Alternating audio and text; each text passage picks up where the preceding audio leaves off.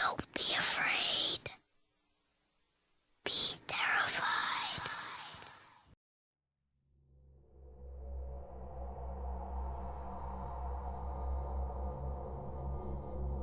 I consider myself a rather big fan of silent movies. My father had a couple of reels of old, grimy, yet still elegant productions, like Phantom of the Opera, Greed, and The Cat and the Canary. Every couple of months or so, me and the rest of my family would all sit down and watch one of them with our old projector. As a nice, relaxed movie night. They were always very fun, and many of my core memories center on those nights.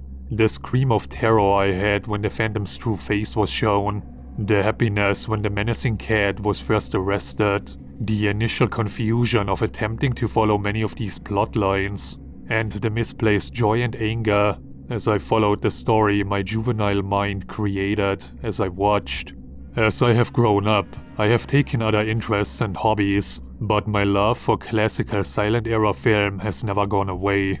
I have made friends who collect film reels just like my father. I have touched, held, and seen incredibly rare movies that, if listed online, would easily go for hundreds, if not thousands of dollars. I preface this story with all of this background because it is integral to how I have come across something so bizarre.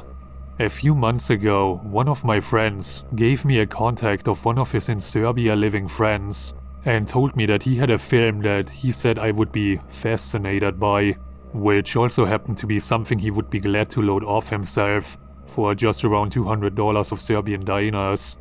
Interested, I asked and received his contact information, and later that day I sent him an email introducing myself and inquiring about the movie, asking basic facts about when it was made and if any other copies of it have surfaced. His response confirmed the film was as prophesied by my acquaintance.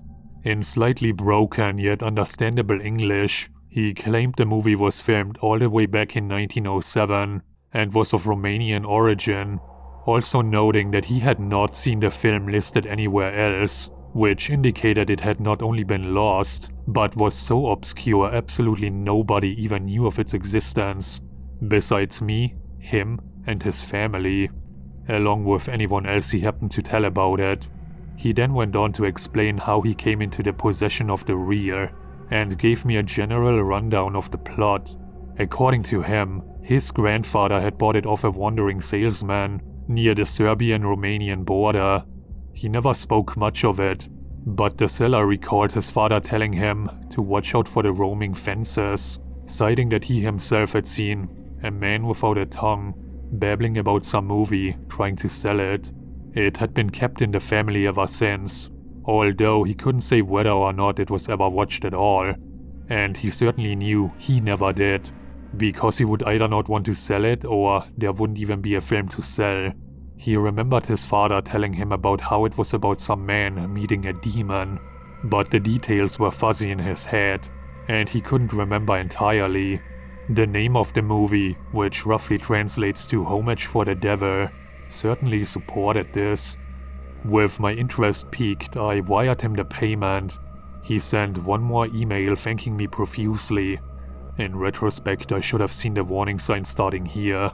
It was 3 entire pages of the phrase "thank you, thank you, thank you so much," repeated over and over and over again. Anyway, a few weeks later, a package arrived in the mail. Opening it up, it was a dusty, oxidized movie reel with film wrapped around the center. I took out my old projector and screen and carefully inserted the reel, turning it on and starting the movie. I had a strange uneasiness as I watched the film move. It started with just a black screen for a couple of minutes, before coming to an establishing shot of a small town. The picture clarity was unnaturally high for a movie so old, and it was clear that the town scene wasn't a model nor a set, but a real one. People moved in and out of shops and restaurants, and talked to each other on the pathways. Horses were seen carrying cargo on the cobblestone roads. After a couple of minutes of this shot, it cuts to a balding man writing something in a study of some sort. The room is dingy and dark, the only light being from a couple of candles at the table. where the man is sat down. He is wearing a disheveled suit with a plain undershirt, and his pants have holes and were cut off just around his ankles. I can't see his shoes, but I can infer they are in a similarly bad condition. After a few minutes or so of just writing, he gets up and walks to a door, opens it, and walks through. We cut to another room, very small and connecting to a sort of dining room. There is a bed at the back where we see an emaciated woman and a young girl lying. The girl has black hair while the woman wears a nightcap. Both wear white gowns and are under blankets that cover their lower bodies. The girl sways back and forth a bit and seemingly tries to keep away from the woman on her right, who is perfectly still, almost like a corpse.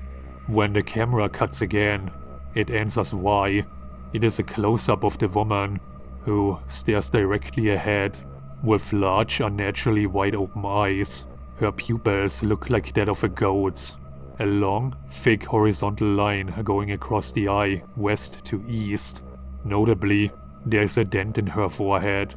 Not a hole, a dent, as if her head was metal and a hammer had been taken to it like a nail.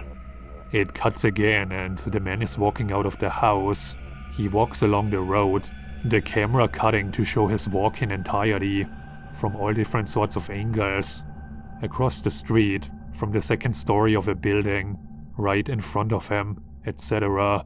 He walks inside a building along the way, and it cuts again. The man is in an office now, pleading with what seems to be a sort of executive of a company, an old fat man in a suit and beard. The man starts off the conversation quite normally, but as it goes on, he increasingly gets more and more unhinged. He starts screaming, acting out exaggerated gestures, and appearing to shed real tears by the end of his tirade.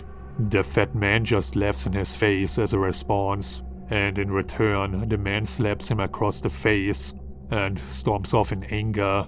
It cuts again.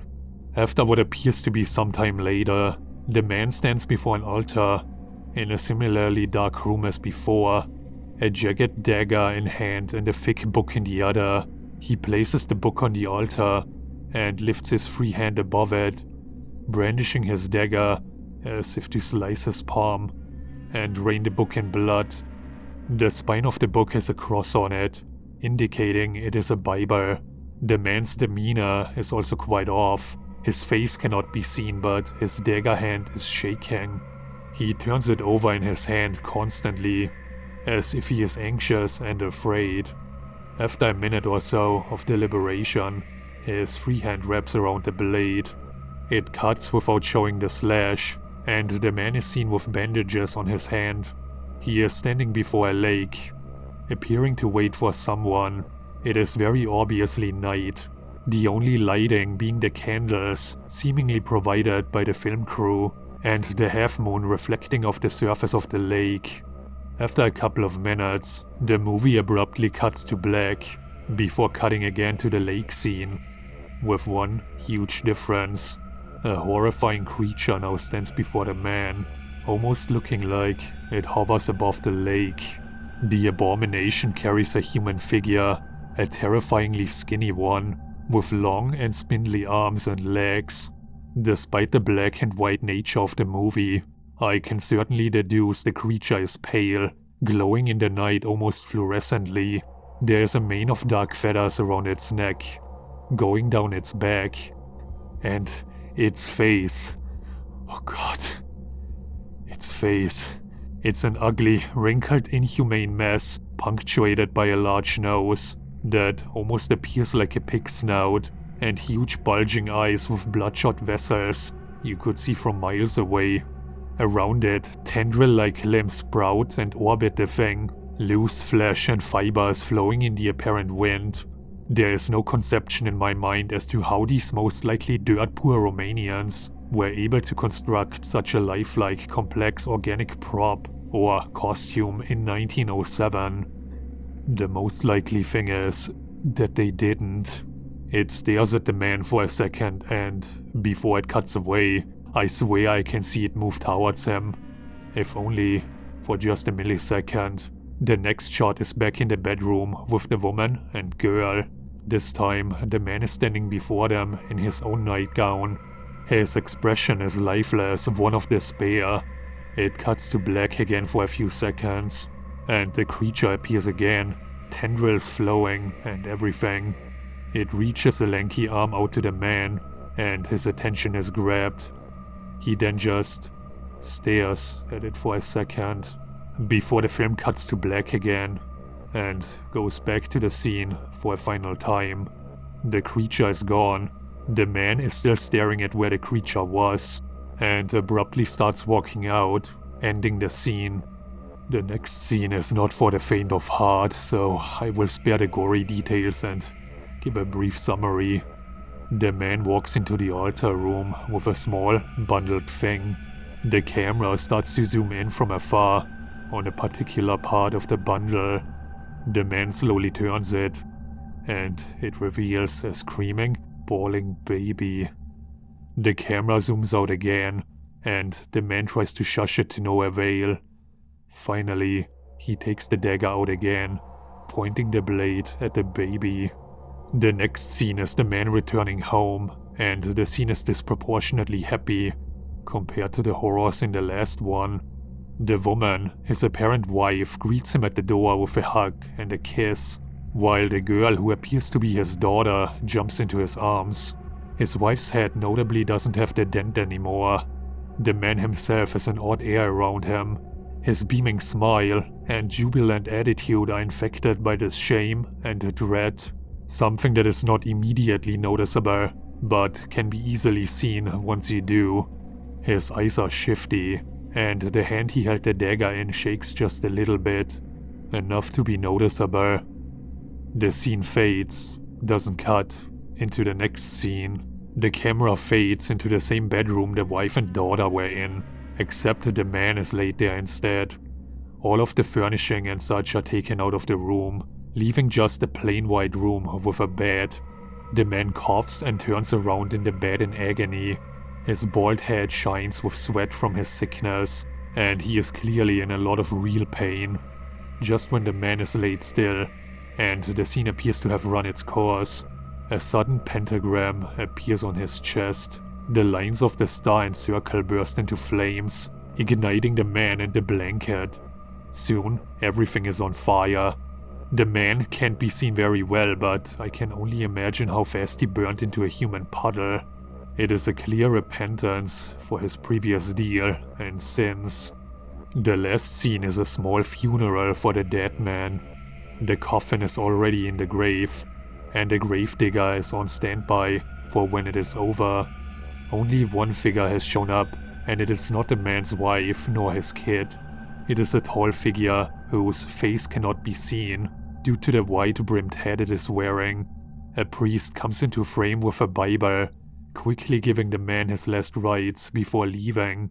The tall figure steps forward slowly and offers a single, unknown flower, before the camera cuts to a back shot of the figure walking away. As the figure took its head off, I audibly gasped as it revealed two large dark horns as it walked away. The movie ends with no credits. I have no idea what to make of this movie. It is bizarre in a way I cannot hope to be seen replicated anywhere else. The frantic editing tells me it is a movie, but the lack of set designs and appearance of real emotion and the entity tell me it is not. I am so bewildered and confused. I fear I have stumbled across something that no man was ever supposed to see, and I hope this does not make its way out of my possession. The knowledge of its existence and contents within could paint a target on my back and lead to the destruction of my life, and potentially the backbone of many other lives. Ever since I saw it that fateful day around 3 months ago, there has been an aura around my house I cannot shake, like something is always watching me, observing me, and it follows me everywhere I go around the house. Whether or not it is the effects of the movie taking its toll on my mind, even all this time later, or if it's something more than just paranoia. I'm not so sure considering the nature of the things I saw in that film. I cannot rule out the possibility that some spirit or remnant of the man, entity, or someone else followed me all the way from Serbia, latched onto the film like a postal stamp, to finally greet me once I exposed my eyes to that wretched tape. In spite of everything, I have but one question. If the devil was only at the funeral, what in the hell was that thing that the man saw?